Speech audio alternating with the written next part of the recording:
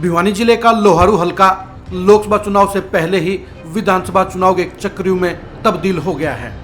लोहारू हलका Congress, BJP, JJP सभी पार्टियों के लिए 2024 में सबसे बड़ी चुनौती के तौर पर उभरता हुआ नजर आ रहा है। लोहारू के हालात बता रहे हैं कि 2024 के विधानसभा चुनाव में यहाँ पर 3 नेताओं की बलि ली जाएगी। 3 नेताओं का सियासी खात्मा होने जा रहा है।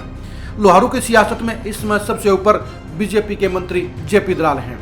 2 चुनाव हारने के बाद तीसरे चुनाव में जीत दर्ज करके जेपी दलाल खट्टर सरकार में मंत्री बन गए। इसमें लोहारू की सियासत में जेपी दलाल सबसे बड़े चेहरे हैं। जेपी दलाल 2024 के चुनाव में अपनी सीट बचाने के लिए अभी से बड़ी मुहिम में जुट गए हैं। जेपी दलाल पूरे हलके की गोलबंदी में लगे हुए हैं। अपने समर्थकों को लगातार एक्टिव करके वो हलके पर अपनी पकड़ मजबूत बनाने के अभियान में जुटे हुए हैं। जेपी दलाल को एहसास है कि अगर वो इस हलके में जिंदा रहना चाहते हैं तो उन्हें 2024 का चुनाव हर हाल में जीतना होगा। जेपी दलाल के पास संसाधनों की कमी नहीं है और वो प्रदेश सरकार में मंत्री होने के चलते अपने रसूख का बखूबी फायदा उठा रहे हैं। जेपी दलाल को ये क्रेडिट जाता है कि उन्होंने लोहारू हलके के टेल के गांव तक पानी पहुंचाने का काम किया। चौधरी बंसीलाल के बाद जेपी दलाल ऐसे पहले नेता रहे जिन्होंने टेल तक पानी पहुंचाने का काम किया। जेपी दलाल की इस उपलब्धि के कारण ही वो आज मजबूत हालात में हैं। लेकिन दिक्कत यह है कि जेपी दलाल के सामने प्रत्याशी कौन होगा उसके हिसाब से ही उनको अपना चुनावी दंगल तैयार करना पड़ेगा, अपने पैतरे तैयार करने पड़ेंगे। जेपी दलाल पूरे हलके में लगातार एक्टिव होकर सीधे वर्करों और वोटरों से जुड़ाव करने का काम कर रहे हैं। जेपी दलाल 2024 के चुनाव की तैयारी में सबसे पहले एक्टिव मोड में आ गए हैं और वो 2024 में हर हाल में वहां से दोबारा विधायक बनना चाहते हैं। जेपी दलाल को इस समय सबसे बड़ी टक्कर दे रहे हैं राजवीर फटिया। राजवीर फटिया ने पिछले दिनों भूपेंद्र हुड्डा की भिवानी रैली में सबसे ज्यादा लोगों की शिरकत की थी। राजवीर फटिया करोड़ों रुपए लोहारू हलके के सामाजिक कार्यों में खर्च कर चुके हैं। राजवीर फटिया आर या पार का मूड लेकर सियासत कर रहे हैं। राजवीर फटिया ने हुड्डा की भिवानी रैली में पीले झंडे और पीली पगड़ियों के जरिए ये साफ तौर पर ऐलान कर दिया था कि अगर कांग्रेस की टिकट उन्हें नहीं मिली तो वो इंडिपेंडेंट चुनाव लड़ने का काम भी करेंगे। राजवीर फटिया का साफ तौर पर मानना है कि वो पहले कांग्रेस की टिकट लेने के लिए भरसक प्रयास करेंगे, लेकिन अगर किसी कारण से उनको टिकट नहीं मिली तो वो फिर कांग्रेस से बगावत करके इंडिपेंडेंट चुनाव लड़ने का काम करेंगे। राजवीर फटिया सबसे ज़्यादा धनबल के साथ इस समय लोहारू हलके में पिछले 2 साल से सियासत कर रहे हैं। उनके साथ में भारी संख्या में लोगों का काफिला है, समर्थकों की विशाल संख्या है, लेकिन उनकी सियासत इस बात पर भी निर्भर करेगी कि उन्हें कांग्रेस का टिकट मिलता है या नहीं मिला है। राजवीर फटिया के साथ में दीपेंद्र हुड्डा का आशीर्वाद है। ये सभी जानते हैं कि इसमें कांग्रेस में और हुड्डा परिवार में दीपेंद्र हुड्डा सुपर पावर बने हुए हैं। दीपेंद्र हुड्डा जिसे चाहेंगे उसे टिकट मिलेगी, क्योंकि दीपेंद्र हुड्डा को उनके पिता भूपेंद्र हुड्डा 2024 में हरियाणा का सीएम बनाना चाहते हैं। राजवीर फटिया को दीपेंद्र हुड्डा ने पक्का आश्वासन दे रखा है कि टिकट उन्हीं को मिलेगी। लेकिन दीपेंद्र हुड्डा के इस प्रोमिस के बीच में एक शख्सियत है सोमवीर सिंह। सोमवीर सिंह पूर्व विधायक हैं और भूपेंद्र हुड्डा के करीबी नेताओं में रहे हैं। सोमवीर सिंह खामोशी के साथ अपनी टिकट की दावेदारी को आगे बढ़ा रहे हैं। उन्हें यह भरोसा है कि भूपेंद्र हुड्डा पहले की तरह इस बार भी उन्हें टिकट दिलवाने का काम करेंगे।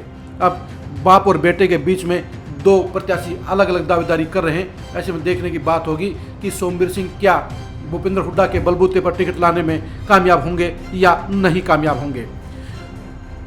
सोमवीर सिंह का टिकट हासिल करना या नहीं हासिल करना, दोनों ही हालात में उनके लिए ये अंतिम चुनाव होगा। सोमवीर सिंह को अगर टिकट नहीं मिला तो उनकी सियासत चुनाव से पहले ही खत्म हो जाएगी, और अगर उन्हें टिकट मिला तो अपनी सियासत को बचाने के लिए अंतिम लड़ाई लड़ने का काम करेंगे। राजवीर फटिया भी उस मुकाम पर खड़े हैं जहां उनके लिए ये चुनाव बेहद अहमियत रखता है, लेकिन वो जेपी दलाल से प्रेरणा ले सकते हैं, जिन्होंने 2 चुनाव हारने के बाद भी अपनी हिम्मत नहीं छोड़ी और तीसरे चुनाव में जीत दर्ज करके सीधे मंत्री बन गए। लोहारू हलके में चौथे योद्धा हैं पूर्व आईएएस जगदीप सिंह। पूर्व मंत्री बहादुर सिंह के बेटे जगदीप सिंह सियासत के मैदान में उतर चुके हैं और वो पूरे हलके में अपनी गतिविधियां बढ़ाकर अपनी दावेदारी पेश कर रहे हैं। जगदीप सिंह की भी पहली चॉइस कांग्रेस है, लेकिन उनके साथ में दिक्कत यह है कि वो किसके साथ जुड़ें। लोहारू हलके में दो ही वोट बैंक हैं, एक भूपेंद्र हुड्डा का वोट बैंक है तो दूसरा बंसीलाल का वोट बैंक है। बंसीलाल का वोट बैंक जहां बड़ी संख्या में किरण चौधरी के साथ जुड़ा हुआ है, वहीं कुछ हिस्सा सोमवीर सिंह के साथ में है। ऐसे में जगदीप सिंह के लिए समस्या ये है कि वो अगर हुड्डा परिवार के साथ में जाते हैं, कांग्रेस को ज्वाइन करते हैं, तो भी उन्हें टिकट की गारंटी नहीं होगी, क्योंकि वहां पर पहले ही दीपेंद्र हुड्डा ने राजवीर फटिया को टिकट का भरोसा दे रखा है। ऐसे में जगदीप सिंह को ये समझ नहीं आ रहा है कि वो कांग्रेस में एंट्री करें तो कैसे करें, टिकट हासिल करें तो कैसे करें।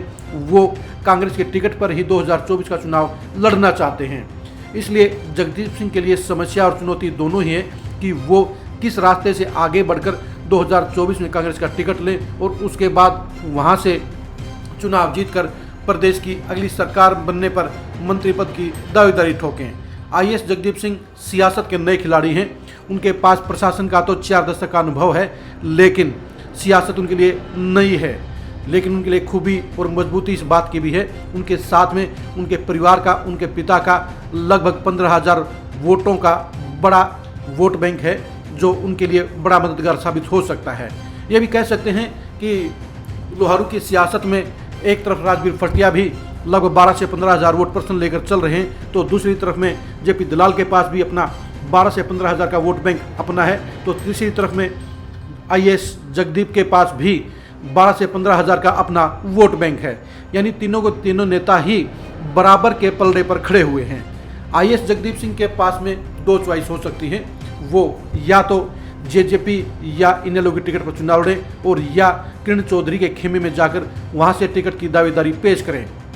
जगदीप सिंह के लिए सबसे बेहतर काम तो यही होगा कि वो भूपेंद्र हुड्डा खेमे की बजाय किरण चौधरी के साथ में लगकर टिकट की दावेदारी पेश करें, क्योंकि भिवानी जिले की सियासत में किरण चौधरी की टिकटों की दावेदारी ज़्यादा रहेगी। ऐसे में अगर वो किरण चौधरी के साथ जुड़ते हैं तो उनको टिकट मिलने के ज़्यादा आसार रहेंगे और किरण चौधरी भी भूपेंद्र हुड्डा को जिले से बाहर रखने के लिए, उनकी टिकट दिलाने के लिए जमकर पैरवी भी करेंगे। यानी चारों प्रत्याशियों के लिए हालात अलग अलग हैं। जहां जेपी दलाल सत्ता के बलबूते पर, अपने कामकाज के बलबूते पर 2024 में फिर से विधायक बनने की लड़ाई लड़ रहे हैं, वहीं राजवीर फटिया पूरे धनबल के साथ 2024 को एक अहम मिशन के तौर पर लेते हुए टिकट मिले या ना मिले के सोच के साथ ही सियासत को आगे बढ़ाने का काम कर रहे हैं। वो लगातार संसाधन झोंक रहे हैं और टिकट हासिल होने को लेकर पूरी तरह से आश्वस्त भी हैं, लेकिन उनको ये भी एहसास है कि राजनीति में सब कुछ पक्का नहीं होता। इसलिए उन्होंने पीले झंडे और पीली पगड़ी के साथ अलग से इंडिपेंडेंट चुनाव लड़ने की तैयारी भी साथ साथ शुरू कर रखी है।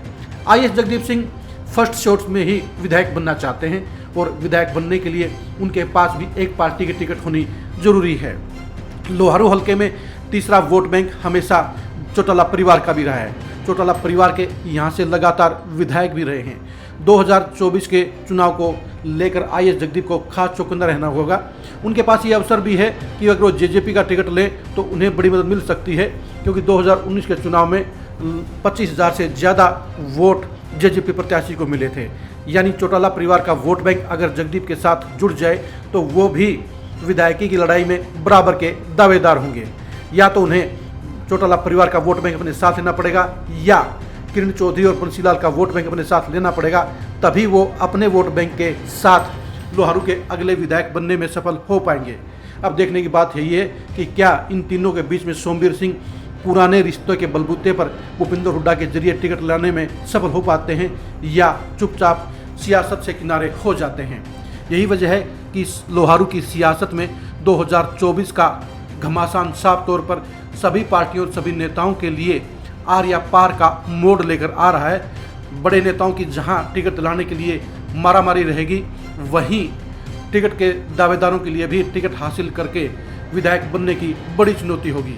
अब देखने की बात यही है कि लोहारू में कांग्रेस की टिकट किस प्रत्याशी को मिलती है, आईएएस जगदीप सिंह किसके साथ मिलकर कौन से प्लेटफार्म पर, कौन सी पार्टी में जाकर चुनावी जंग लड़ते हैं। यानी 2024 के चुनाव में लोहारू की सियासत की जंग सबसे खास रहेगी, बिल्कुल कांटे की टक्कर रहेगी। ऐसे में यही देखने की रोचक बात रहेगी कौन सा प्रत्याशी विधायक बनने में सफल रहेगा। लेकिन विधायक बनने से पहले टिकट की जंग कांग्रेस में सबसे ज़्यादा रहेगी। भिवानी जिले में लोहारू की सियासत को करीब से जानने के लिए आप लगातार खरी खरी न्यूज़ के साथ जुड़े रहिए। आप हमारे फेसबुक पेज को लाइक कीजिए और यूट्यूब चैनल को सब्सक्राइब कीजिए। नमस्कार।